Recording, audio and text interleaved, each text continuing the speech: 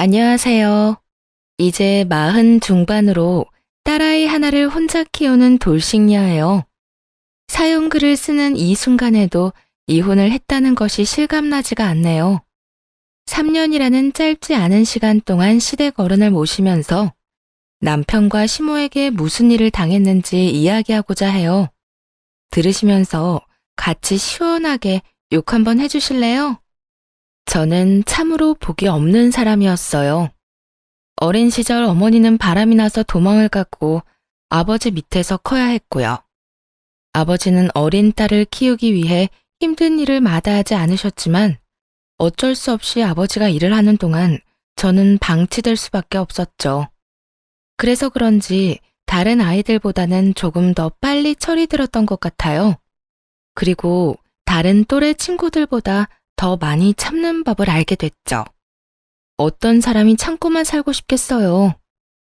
하지만 현실은 항상 인내하도록 만들었어요. 키워주신 아버지조차도 결혼하기 직전에 돌아가셨거든요. 그러니 결혼할 때는 부모님이 두 분 다 계시지 않았던 거죠. 부모님 안 계신다고 힘들어하지 마. 내가 다 맞춰줄 거야. 우리 서로에게 도움이 되는 부부가 되자. 그리고 우리 부모님도 당신을 딸처럼 잘 대해줄 거야. 남편의 그 말을 들으면서 마치 환상에 빠진 기분이었어요. 그런 자상한 남편에게 마음이 혹해서 결혼한 것이기도 하고요. 부모도 없고 이제 막 대학을 졸업한 여자애는 코앞에 일만으로도 바빴거든요. 그러니 옆에서 저런 말을 해주는 존재가 너무도 크게 다가왔죠. 그렇게 결혼을 했네요. 하지만 좋았던 건 아이가 중학교에 들어갈 때까지였어요. 그때까지만 생각했을 땐 어떻게 보면 이상적인 결혼 생활이라고도 할 수 있었죠. 하지만 그 뒤에 문제가 생겼어요. 예, 너희 시아버지 많이 아파서 병원에 입원하셔야 돼. 나도 이제 나이가 들어서 힘도 못 쓰고 네 남편도 일하느라 바쁘니 우리 집에 너 말고는 시아버지 봐줄 사람이 없구나. 시모의 말에 고개를 끄덕였어요. 시부는 결혼 초에도 무척이나 잘해주셨고 딸에게도 참 좋은 할아버지였거든요. 병간호는 힘들겠지만 그런 분을 위해서는 견딜 수 있다고 생각했어요.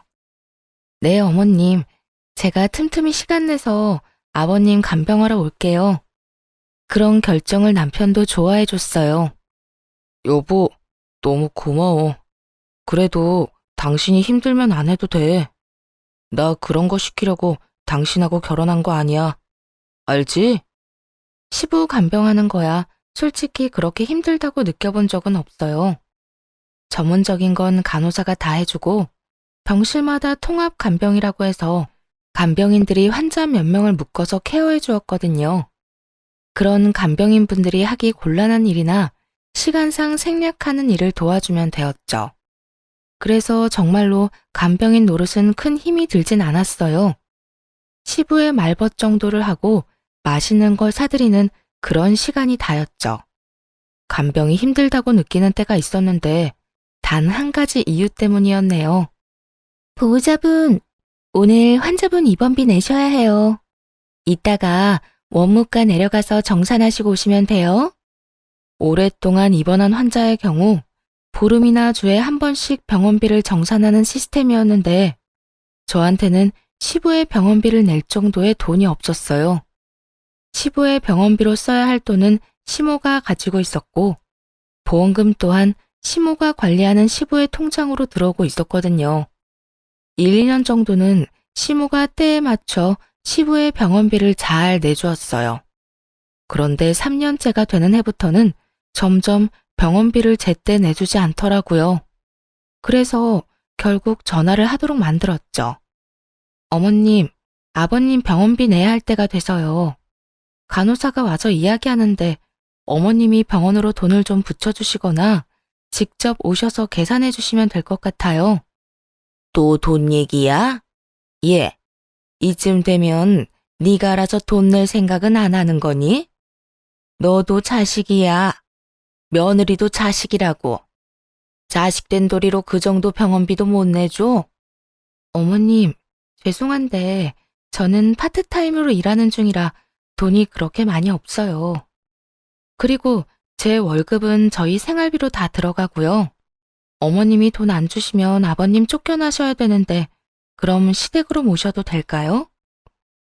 너 지금 나 협박하는 거니? 너희 시아버지 우리 집으로 데리고 온다고? 그게 아니라 간호사가 하는 말을 전하는 거예요. 돈 안 내면 집으로 가셔야 된대요. 아니, 간호사가 얘기하고 말 것도 없이 병원비를 안 내면 돌아가야 하는 게 당연하잖아요. 그렇게 말하자 시모가 잠시 멈칫하더니 알겠다고 이야기하더군요. 그렇게 겨우겨우 돈을 받아냈어요. 화가 나고 짜증스러웠던 건 그 돈이 원래는 시부의 연금과 보험금이라는 거예요. 그런데 항상 시모는 병원비는 뒷전이었고 그걸 유흥비로 탕진하기 바쁘더라고요. 그렇게 몇 번이나 시모와 입씨름을 해서 병원비를 받아내곤 했는데 3년을 꽉 채워갈 때쯤에는 그마저도 내주지 않더라고요. 전화할 때마다 시모가 하는 말은 정말 돈이 없다. 보험금도 이제 다 떨어졌다. 그것뿐이었어요. 사실 보험금이 떨어질 일은 없죠. 실손보험이 있는데 그건 병원비에서 자기 부담금을 제하고 나오는 거잖아요. 그것마저 안 나온다는 건 말이 되지 않았어요. 그렇다고 혼자 이 문제를 해결할 수 있는 것도 아니었죠. 그래서 남편에게 말하기로 했어요. 여보, 어머님이 아버님 병원비를 안 주셔. 그래서 지금 병원비가 밀려서 힘든 상황이야. 당신이 어머님한테 이야기 좀 해주면 안 돼? 여보, 나 요새 진짜 바쁘고 힘들어. 이런 것까지 부탁받는 거 너무 힘들다고. 그런 거 그냥 당신이 알아서 하면 안 돼? 엄마한테 얘기하는 게 뭐가 그렇게 힘들어? 힘든 게 아니야. 어머님이 돈을 안 주신다니까? 작정하고 안 주시는데 나더러 어떻게 하라고? 엄마가 안 주신 데는 이유가 있겠지? 그걸 나한테 이야기하지 말고 엄마랑 얘기하라고. 남편과는 대화가 아예 통하지 않더군요. 남편은 시모에게 나름의 이유가 있어서 돈을 주지 않았다고만 생각하더라고요. 그런데 아무리 그렇다고 하더라도 시부의 돈을 가진 건 시모잖아요. 그러면 병원비는 당연히 시모의 주머니에서 나오는 게 맞고요. 돈을 주지 않는 보호자에게 도대체 얼마나 더 재촉하라는 말인지. 게다가 시모는 이제 더 이상 제 전화도 받을 생각이 없나 보더라고요. 오히려 제 탓을 하며 짜증내는 남편을 보니 더 이상 참아주기 힘들더군요. 그래서 남편과 말로 싸우는 짓은 하지 않기로 했어요. 그냥 이 상황을 남편에게 고스란히 떠넘기기로 결정했죠. 그렇게 결심하고 남편과 싸운 다음 날 바로 병원으로 갔습니다. 시부의 가족관계 증명서를 가지고요. 그리고 병원의 원무과의 주 보호자를 바꿔달라고 말했죠. 네, 여기 이 환자분 주 보호자가 지금 저로 되어 있는데 저는 며느리고요. 아들은 여기 있는 이 사람이거든요. 그러니까 주 보호자를 아들로 바꿔주시고 연락처도 그쪽으로 바꿔주세요. 앞으로 저희 남편이 아버님 상황에 대해서 다 책임질 예정이라서요. 원무과 직원은 아주 친절하게 그렇게 하겠다며 바꿔주었어요. 가족관계 증명서에 떡하니 아들이라고 나와 있으니 그 사람들도 다른 말할 거 없이 등록해줬죠. 그리고 애초에 시아버지가 처음 이 병원에 들어올 때 주 보호자가 남편이었거든요. 그때 기록이 있으니 그 사람들도 별말하지 않은 것 같더라고요. 그리고는 원무과 직원이 이렇게 이야기하더군요. 그런데 지금 그 환자분 2달치 입원비가 아직 미정산됐던데 혹시 확인하셨나요? 아, 그거 말인데요. 주 보호자인 아들한테 연락하시면 돼요. 저희 남편이 알아서 할 거예요. 원무과 직원은 알겠다며 웃으며 대답하더라고요. 그렇게 홀가분한 마음으로 시부 병실로 향했죠. 30분쯤 지났을까요? 남편의 전화번호로 전화가 계속 오더군요. 하지만 일부러 전화를 받지 않았어요. 뭐라고 할지 훤했죠. 시모와 이야기하라고 말할 게 뻔하잖아요. 한참이나 전화를 받지 않자 더 이상 연락하지 않더군요. 그런데 1시간 반쯤 뒤에 시부 병실 문이 벌컥 열리더니 남편이 들어왔어요. 당신, 잠깐 나 좀 봐. 나랑 이야기 좀 해. 무슨 이야기? 나 아버님 간병해야 돼서 지금 당장은 나가기 힘든데. 시부와 함께 있는 모습을 본 남편놈은 막무가내로 뭐라고 하진 않더군요. 하긴 자기 아버지 돌보는 마누라한테 그런 식으로 말할 순 없었겠죠. 그럼 빨리 정리하고 나와봐. 그 말을 듣고도 최대한 늦적거리다가 시부에게 잠깐 나갔다 오겠다고 얘기하고 남편과 함께 밖으로 향했어요. 나가자마자 남편은 쌩 난리를 치더군요. 당신 미쳤어? 내가 할 일이 얼마나 많은데 왜 날 주 보호자로 넣어놨어? 내가 아버지 돈 갖고 있는 것도 아니잖아. 아버지 돈 갖고 있는 건 어머니인데 왜 나한테 이 난리야? 그래, 어머님이 아버님 돈 갖고 있는 거 나도 알아. 그런데 주 보호자는 당신이어야 마땅하잖아. 당신이 아버님 아들인데 피가 이어진 사람이 보호자지. 피도 안 이어진 내가 무슨 보호자야? 나 당신 아버님에 대해서 결정할 수 있는 권리라고는 아무것도 없어. 당신한테 권리가 없더라도 엄마한테 얘기해서 말하면 되잖아. 내 연락은 이제 더 이상 받지도 않는 어머님 말하는 거야? 어머님이 연락이 됐으면 내가 어머님한테 전화하지 당신한테 연락했겠어? 생각이라는 걸 좀 해. 내가 왜 당신한테 얘기했겠냐고. 그건 내가 엄마한테 말해둘게. 당신 전화 무시하지 말라고. 그런데 2달 병원비가 도대체 얼만데 나한테 이러는 건데? 당신이 원무과 가서 직접 확인하고 와. 직접 돈 내주면 더 좋고. 남편놈은 원무과로 내려갔다가 사색이 돼서 병실로 올라오더군요. 금액이 자기 생각보다 상당했던 거죠. 시부의 치료에는 보험이 되지 않는 비급여 항목의 약이나 처방이 포함돼서 생각보다 입원비가 많이 나오는 편이었어요. 무슨 2달 입원비가 저렇게 비싸? 여태까지 저렇게 비싼 돈 낸 거야? 평균적인 병원비라고 생각하는데 사실 그것도 다 실손보험이랑 나오잖아. 근데 어머님이 그 돈을 안 주신다고. 이제 어머님한테 전화할 생각이 들어? 남편놈이 잠시 쳐다보더니 시모에게 전화를 걸기 시작하더군요. 시모는 제가 전화할 때와는 달리 바로 남편의 전화를 받더라고요. 엄마, 아버지 통장 나한테 줘요. 앞으로 내가 병원비 관리할 테니까. 뭐? 갑자기 네가 왜? 그건 내가 한다고 말했잖아. 엄마한테 맡겼는데 돈을 안 내니까 제가 맡겠다는 얘기죠. 허튼 생각하지 마시고 빨리 통장이나 가지고 이쪽으로 오세요. 지금 병원비 2달치 밀린 거 알고는 계세요? 아니 꼴랑 2달치 가지고 뭘 그렇게 굴어.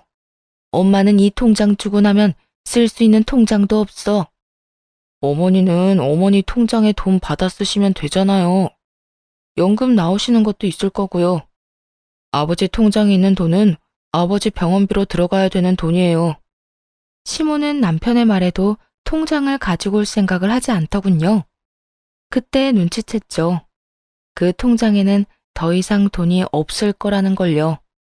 있다면 지금 당장 달려와서 갖다 줘도 모자랄 판인데 돈이 없으니 이야기에 초점을 흐리며 계속 못 주겠다고만 하는 거겠죠. 결국 그런 시모의 행동에 남편놈은 시댁으로 찾아가서는 시모에게 거의 강탈하듯 카드를 가지고 왔어요. 그리고 ATM기에 카드를 넣어 잔액을 확인하고는 화가 나서 펄펄 뛰더군요. 시부가 모아둔 예금이 몇 천만 원 정도 있었는데 아예 흔적도 없이 사라졌더라고요. 그 통장 안에는 몇십만 원 뿐이었고요. 남편은 열이 받아서는 집에 오자마자 시모에게 전화를 하고 난리가 났죠. 엄마, 진짜 미쳤어? 아빠가 모아놨던 그 돈들은 다 어디 간 거야? 아, 진짜 어떻게 이럴 수 있어. 지금 2달치 병원비도 밀렸는데 그 돈은 무슨 돈으로 낼 건데? 그거 너희 아빠 보험 받아서 내면 되지. 벌써 저번 달 거는 받아갔다면서요. 저번 달 실비보험 받아가서 지금 이번 달 것밖에 청구도 못 하는데 올랑 그거 가지고는 2달치 다 못 낸다고요. 남편 놈은 화가 나는지 머리를 벅벅 긁으며 시모에게 고함을 쳤어요. 엄마는 도대체 아버지 아프고 제대로 하는 게 뭐예요? 이런 식이면 나 엄마 못 모셔요. 일단 통장은 제가 가지고 있을 테니 엄마는 사고 치지 말고 얌전히 계세요. 어디 싸돌아다니면서 돈이나 축내지 마시고. 웬걸요. 아들에게 혼나고 얌전하게 있을 줄 알았던 시모는 얼마 지나지 않아 다시 밖으로 나돌아다니기 시작했어요. 예쁘게 치장까지 하고 시부의 다른 신용카드를 들고 말이죠. 그래도 이번에는 직접적으로 시부의 병원비에 영향을 주는 건 아니었기에 그러려니 했어요. 하지만 시모는 이내 넘지 말아야 할 선까지 넘더군요. 온 동네에 소문이 파다하게 났더라고요. 시모가 아픈 시부 놔두고 다른 남자랑 바람을 핀다는 소문이요. 그 소문은 진위를 확인할 필요도 없을 만큼 증인과 증거가 충분했고요.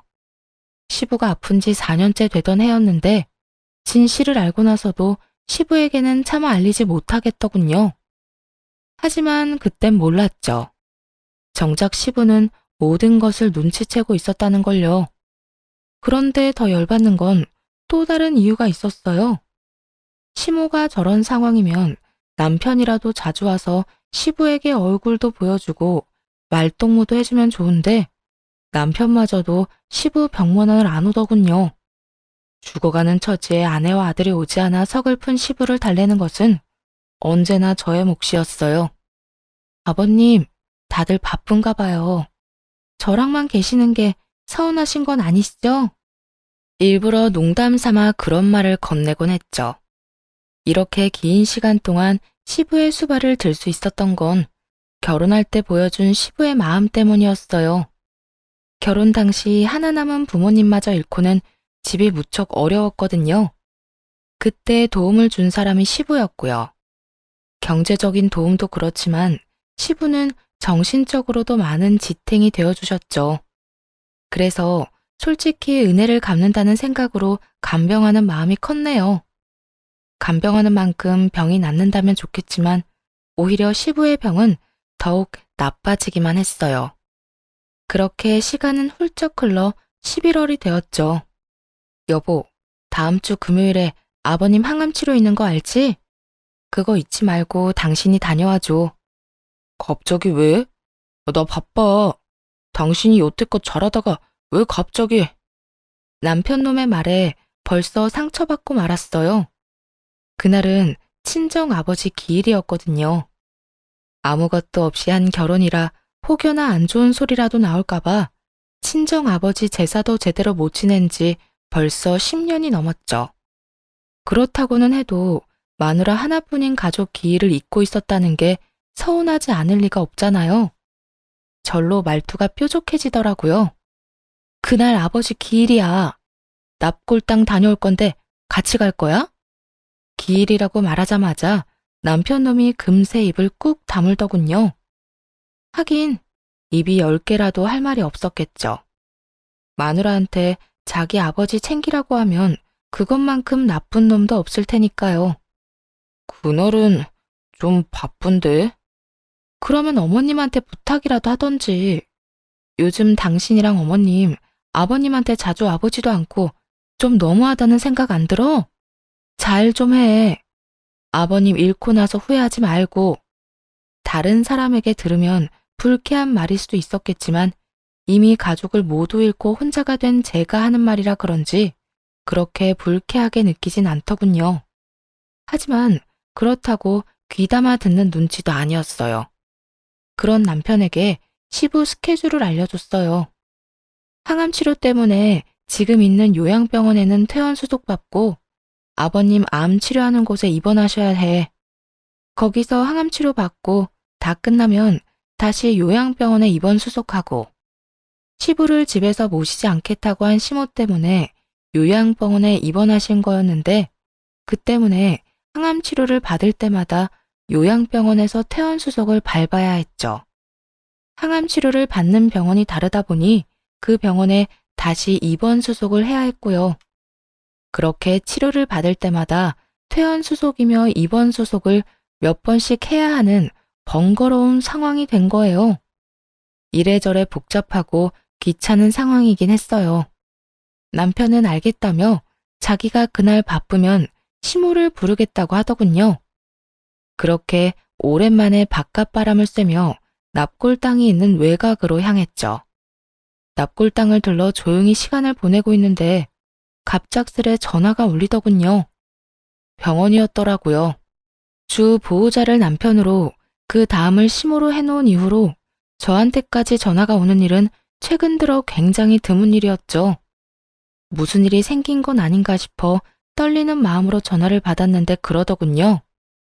보호자분, 오늘 항암 일정 있다고 퇴원 수속하신다고 했는데 아무도 오시지 않아서요. 혹시 일정 변경됐나요? 네? 저희 남편이랑 시어머님 두 분 중에 아무도 안 왔어요? 소스라치게 놀라서 반문했죠. 너무 놀란 마음에 전화를 끊자마자 최대한 빠르게 병원으로 향했어요. 차 안에서 시모에게 전화를 시도했더니 안 받더라고요. 그래서 시모와 가까운 지인한테 전화해서 시모가 어딘지 물어봐달라고 했어요. 제가 전화했다고는 말하지 말아달라고 덧붙였죠. 그분에게 듣기로는 어떤 남자랑 바닷가로 1박 2일 여행을 갔다고 했다더군요. 같이 갔다는 사람은 누군지 듣지 않아도 알겠더라고요. 한숨을 푹 쉬며 남편에게 전화했는데 남편 쪽은 아예 먹통이었어요. 딸에게 연락해볼까 하다가 기숙학교에 들어간 딸이 뭘 알 리도 없고 괜히 아이에게 부모 사정만 들추는 것 같아 연락하지 않았네요. 결국 부랴부랴 병원에 도착해서 시부를 모시고 치료에다 뒤치다꺼리까지 다 했죠. 불시에 불려온 터라 평소보다 정신적으로 많이 지쳐버렸네요.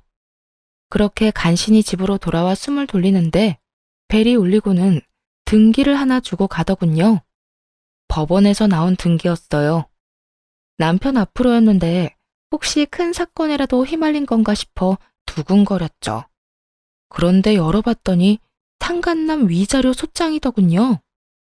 남편 놈은 제게 시부 수발을 맡겨두고 바람이 난 거였죠. 장인 기일 잊어버린 것도 화가 나서 미칠 것 같은데 이번에는 탄간남 첩장이라니 순간 모든 것이 무너지는 기분이었네요. 곧 상실감이 온몸을 덮쳤죠. 그리고 그 상실감은 이내 분노로 변했습니다. 그날 남편이 돌아오길 종일 기다렸는데 결국 남편은 오지 않았어요. 직감했죠. 상간녀와 1박을 하고 있을 것이라고 짐작했네요. 시모가 외도를 하고 있듯이 말이죠. 남편 놈보다 시모와 먼저 연락이 됐고 곧바로 따져 물었어요. 어머님, 아범한테 이야기 못 들으셨어요? 아버님, 오늘 항암치료 일정 있다고요. 듣긴 들었다만 그건 원래 네 일이지 않니? 왜 나한테 이러는지 모르겠구나. 모르다뇨. 어머님 남편이잖아요. 진짜 보호자. 며느리한테 수발 들도록 맡겨두고 어머님은 도대체 뭐하고 다니시는 거예요? 내가 뭘 하든 네가 무슨 상관이야? 어차피 네 시아버지 죽으면 우리는 남남이야. 지 남편 제대로 간수도 못하는 년이 남의 집 사정에 간섭은 왜 해? 네 앞가름이나 잘해. 네 남편 놈이 너 아버지 수발 들게 할 생각으로 이혼 안 한 거 모르지? 거기까지 들으니 도리어 분노마저 사라지고 차가워지는 기분이더라고요. 시모도 남편 놈이 바람 피우는 걸 알고 있었고 남편 놈도 시모에게 바람 피우면서도 이혼하지 않는 이유를 설명해줬다는 뜻이잖아요. 알고도 시부의 병간호를 모두 떠맡긴 것이 용서가 안 됐고 그저 어떻게든 저를 이용해온 두 사람을 용서하고 싶은 마음도 없었어요. 다음 날 이른 아침, 항상 그랬듯 시부의 병원으로 향했어요. 침울한 얼굴이었는지 시부가 걱정하며 묻더군요. 아가, 왜 그렇게 얼굴색이 안 좋아? 무슨 일 있는 거야? 그게 아버님, 그 사람이 바람을 피워요. 시부의 따스한 한마디에 저도 모르게 눈물이 나며 하소연했어요.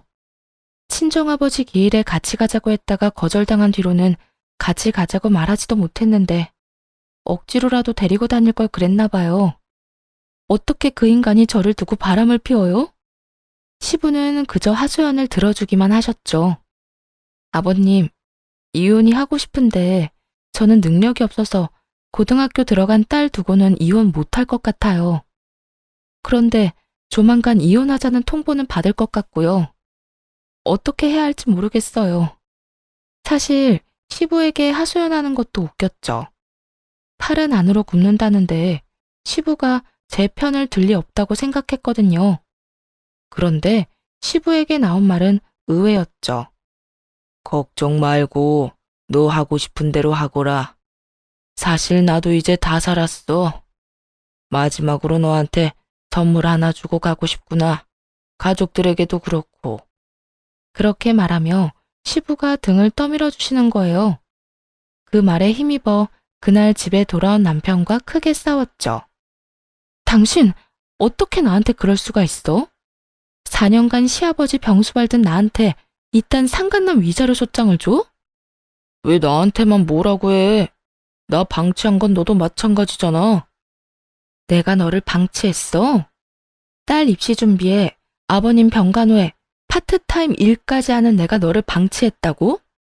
그것 때문에 바람을 폈다고 그렇게 말하는 거야, 지금? 그럼 네가 아버님 병간호 해. 나한테 다 떠넘겨놓고선 널 방치했다는 미친 소리나 찍찍하지 말고.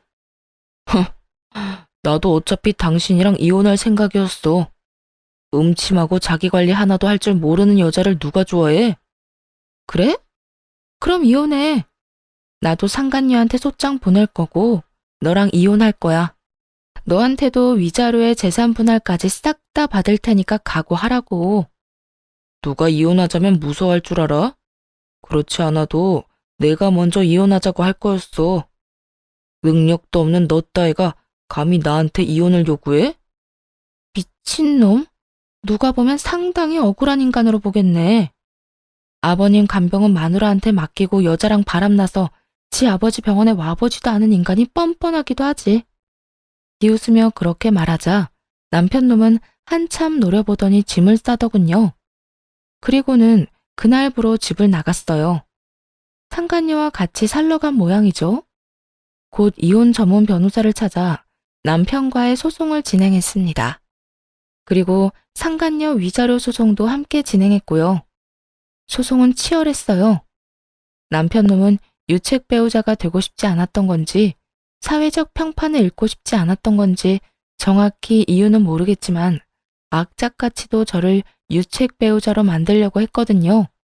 나쁜 놈이 되고 싶지 않으면 나쁜 짓을 하지 말던가요. 솔직히 소송 중에도 시부 수발은 계속할 생각이었는데 시부가 이제 더 이상 안 와도 된다고 하더군요. 시부 옆에는 시삼촌이 계셨어요. 시모와 남편보다 더 자주 시부를 찾아온 분이 이분이었거든요. 항상 올 때마다 고생이 많다고 힘들 때 부르라고 하셨던 분인데 이제 그분이 시부를 모신다고 했어요. 그렇게 소송이 시작되고 몇 달 뒤에 시부가 세상을 떠났습니다. 시부가 돌아가시니 허망하더군요. 아무리 이혼 소송 중이라고는 해도 전 그분 며느리였고 시부의 도움도 많이 받았으니까요. 시삼촌이 마지막으로 부탁하더군요. 장례식을 같이 치러줄 수 있냐고요. 형님 아플 때 한 번도 찾아오지 않은 저 인간들이 장례식에 관심이나 있겠소? 그저 떨어질 콩고물에나 관심이 있겠지. 시부 말 그대로 두 사람 다 장례식에는 관심도 없고 장례식 내내 슬퍼하는 기색도 없이 폰만 만지고 있더군요. 그걸 지켜보던 시삼촌도 묻은 표정으로 한숨만 푹푹 내쉬었고요. 그것만으로도 참 못 볼 꼴이건만 진짜 진상짓은 그 뒤에 일어났어요. 소송 기간 동안 집을 나가 상간녀와 함께 살고 있던 남편놈이 집으로 쳐들어온 거죠. 그것도 상간녀를 데리고 말이죠. 이혼 소송 중인데 어차피 아버지도 돌아가셨고 이제 이 집에서 나가줬으면 좋겠는데. 남편 놈의 싸가지 없는 말투도 짜증났지만 상간녀의 눈빛은 더 짜증났어요. 마치 집안의 물건을 계산하는 듯한 그 눈. 그리고 상간녀의 매도 마치 자기가 우위에 있는 듯한 표정이 진짜 열받더라고요. 당신이 뭔데 이 집에서 나가라는 거야? 아직 이혼 판결 나지도 않았거든? 당신이 이 집 어쩔 줄 알고. 난 이혼 판결 전엔 안 나가. 아침부터 고성을 내지르며 거친 말을 주고받자 딸아이 방문이 열렸어요.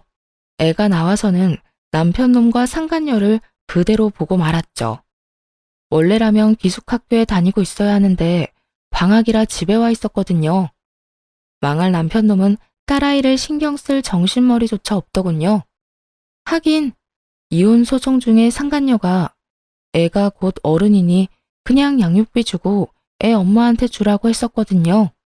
그러니 애가 상처받든 어쩌든 자기 할 바는 아니라 생각한 모양이었어요. 딸아이는 남편놈과 상간녀가 같이 있는 모습을 보고는 다시 방 안으로 들어가며 문을 쾅 닫더라고요. 딸한테 참 좋은 꼴 보이네. 이젠 부끄럼도 없어? 이 집에서 나가라는 건 네 자식도 내쫓는다는 거지? 딸은 곧 기숙학교 들어가잖아. 곧이지. 지금은 아니잖아. 정말 바닥을 보이는구나. 좋아. 그런데 이 집에서 나가야 할 사람은 내가 아니라 너희들 같은데? 남편에게 그렇게 이야기하며 종이 하나를 남편에게 내밀고 흔들었어요. 이게 뭐야? 등기부 등본이다 이놈아. 이 집이 네 집이라고? 벌써 1년도 더 전부터 내 집이었어. 나가야 되는 건 너야 너. 이게 왜 당신 집이야? 도대체 우리 아버지한테 무슨 짓 한 거야? 남편놈이 발악을 하며 소리를 치더군요. 무슨 짓? 4년 넘는 동안 수발 들었다 이놈아. 너 대신해서 효도해드렸더니 이 집 내 앞으로 해주시더라고. 뭐? 그걸 왜 네 앞으로 해주신 건데? 너 우리 아버지 속여서 받아갔지? 그거 싹 다 무효야 무효. 무효? 주장하고 싶으면 알아서 해봐. 근데 그거 변호사의 시삼촌이 증인까지 서서 받은 건데 네가 돌릴 수 있을까 모르겠네. 남편놈 분통이 터지는지 화를 내고 난리가 났더군요. 게다가 상간녀가 이 집을 가지지 못하는 걸 알자 남편에게 따지기 시작했어요. 이게 무슨 말이야? 너 집까지 뺏겨놓고 여태까진 몰랐던 거야? 이 등신 같은 인간아. 이게 없으면 내가 너랑 왜 살아? 내가 문제 없냐고 물었을 땐 문제 없다며. 나도 문제 없는 줄 알았지. 이거 분명 뭔가 잘못된 거야. 어쨌든 하고 싶은 말 있으면 돌아가신 아버님한테 해. 그리고 아버님 유언장 구경 잘하고. 유언장 이야기에 남편놈은 설마 하는 표정을 지으며 밖으로 뛰쳐나갔어요. 상간녀도 불안했는지 함께 쫓아나가더군요. 바로 도어락 비밀번호부터 바꿨네요. 그러자 딸이 슬쩍 문 밖으로 나오더군요. 아빠 갔어. 근데 우리 진짜 여기서 나가야 해? 아니, 여기 엄마 집이야. 할아버지가 이 집 엄마 주셨거든. 진짜? 그럼 우리 이사 안 해도 돼? 그럼 진짜야. 할아버지가 돌아가시기 전에 이 집 우리한테 주셨어. 그러니까 넌 걱정하지 말고 공부나 열심히 해. 응. 다음에 아빠 오면 문 열어주지 마. 나 아빠 진짜 싫어. 그 여자도 꼴 보기 싫어. 결국 딸마저 남편놈을 손절하기에 이르렀죠. 남편놈은 시부의 유언장을 받는지 집으로 바쁘게 찾아왔어요. 문을 열려고 했지만 도어락 비밀번호가 바뀌어서 열리지 않자 소리치더라고요. 하지만 제 집에 드리고 싶은 마음은 눈꼽만큼도 없었죠. 집 앞 커피숍에 가 있으라고 하고 그쪽으로 갔더니 남편놈은 상간녀와 함께였어요. 당신 이거 다 알고 있었어? 우리 아버지가 당신한테 아파트 줄 거. 뒷북치지 마. 벌써 1년도 더 전에 주신 거거든? 그때도 니놈이 바람 피면서 여자 만나느라 몰랐을 뿐이겠지. 그래도 말은 해야 할 거 아니야. 내가 네 남편이면 나한테 말은 했어야 하는 거 아니냐고. 아버님이 몰래 갖고 있으라고 했거든. 당신한테는 물려줄 거 따로 있다고 말이지. 그래서 받았어? 아버님이 선물 하나 주신다고 하던데. 당신이랑 당신 어머니한테. 남편 놈이 머리를 벅벅 긁더니 한숨만 푹푹 쉬더군요. 사실 알고 있었어요.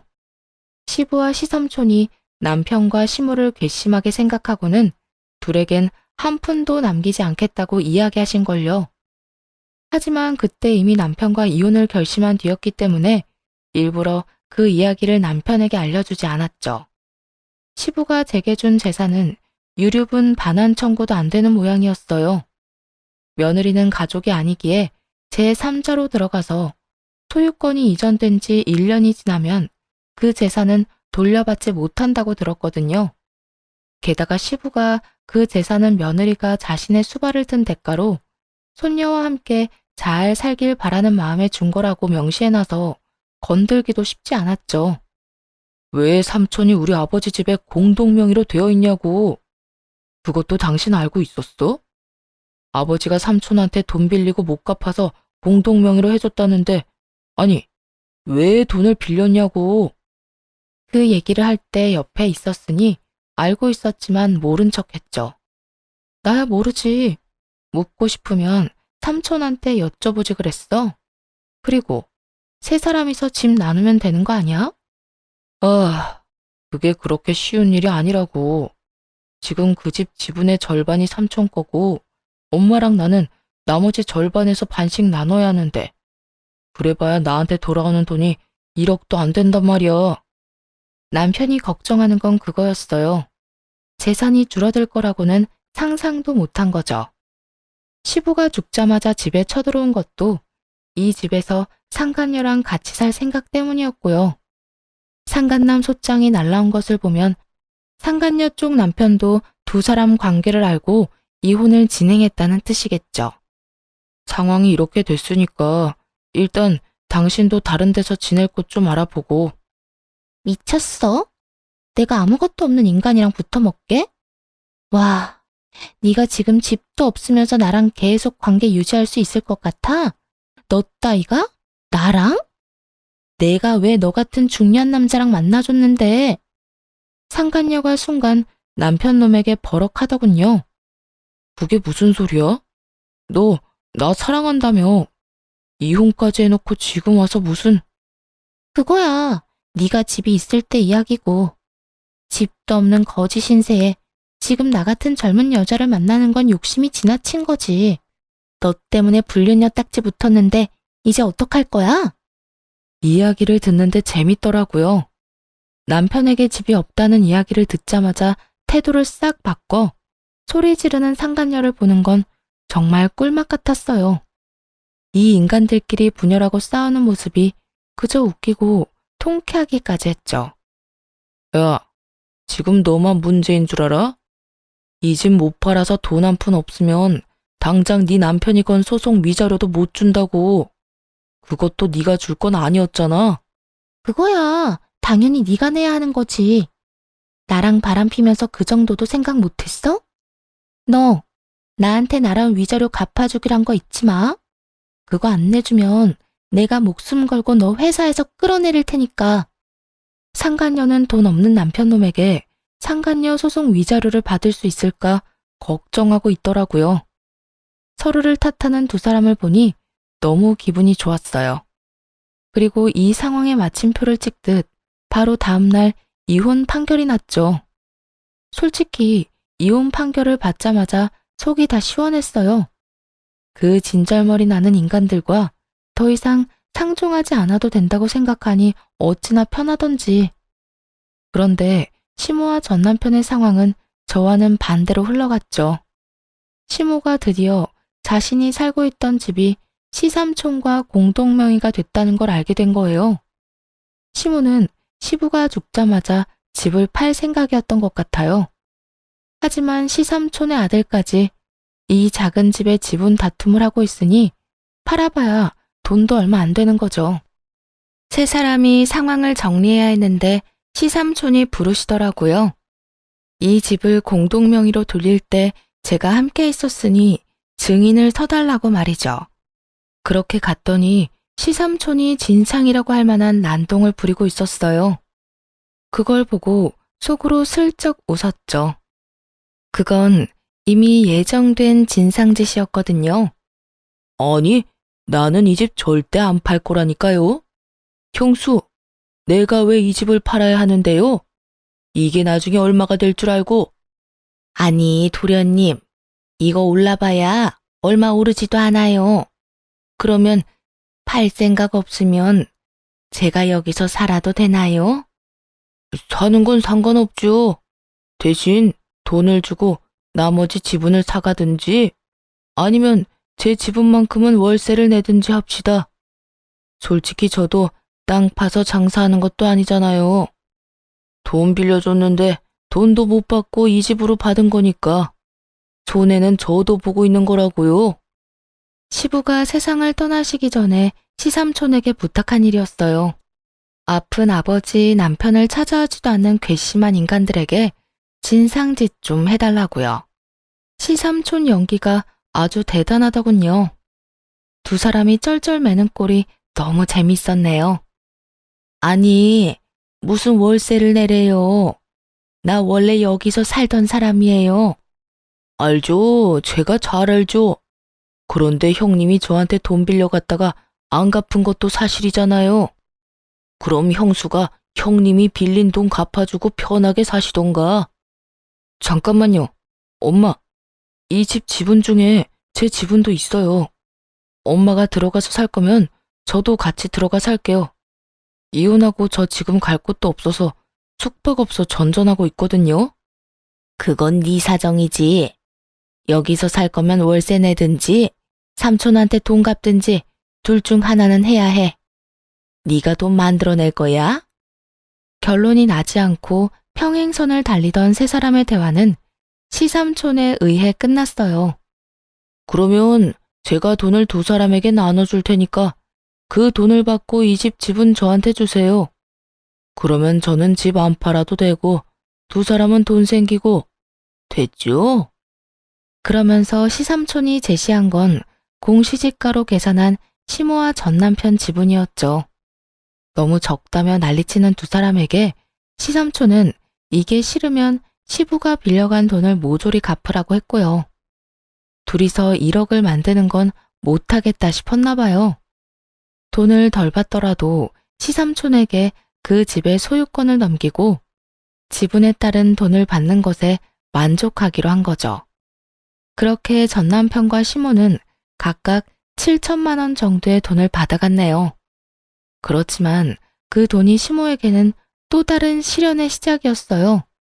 시모가 돈을 받아가고 난 뒤 얼마 지나지 않아 미친 사람처럼 길거리를 헤매는 시모를 보게 됐으니까요. 이곳도 그리 큰 도시는 아니어서 몇 군데 번화한 곳에선 아는 사람을 자주 마주치곤 했거든요. 생활권이 겹치는 것도 아니었는데도 본 것만 몇 번인지 몰라요.